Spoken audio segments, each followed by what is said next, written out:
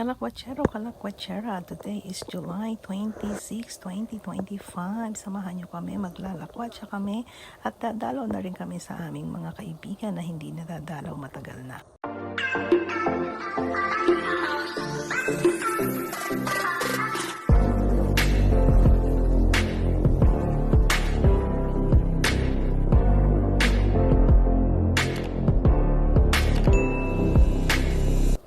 Yes, heto kami.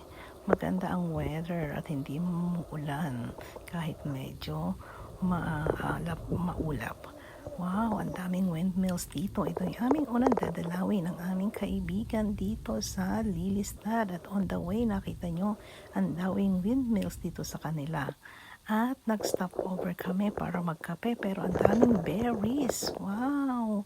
Hayan, nanguha muna kami ng berries. O diba? O, ang tamis-tamis ng berries. Ayan. Berries and coffee, parang hindi siya actually good combination. Kape at ang berries. Ayan, after madalaw namin ang aming friends sa Lilistad, we decide to go here. Naman sa aming kaibigan sa Germany. We're on the way to Kloppenburg. Kasi ang tagal na namin silang hindi nadalaw. So be ready. Ayan, surprise, surprise. We are here at Il Restaurante ni Keyo. At this is Elizabeth. Yes. Gusto mo kita. Hello. Hi. Surprise, surprise. Ayan siya. Hindi alam nandito na kami. O, diba? Na-surpresa siya. Oh, wow.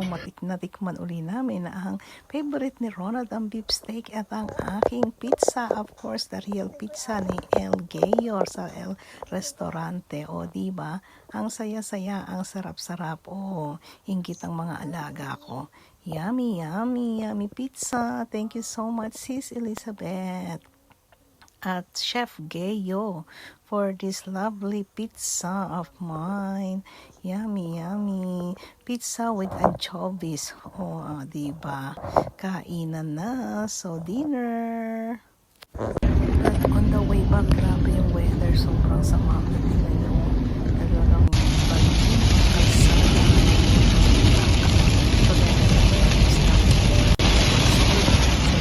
Peking restaurant sa Dupels here in Bechta in Germany.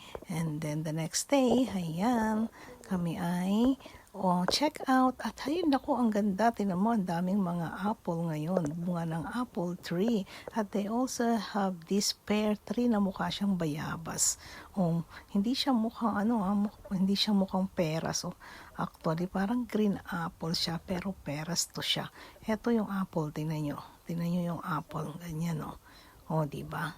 Ayan, mukhang apple. Pero tong peras, tingnan nyo tong peras, Hindi siya mukhang peras. Dito to sa likod lang ng bahay na pinagcheck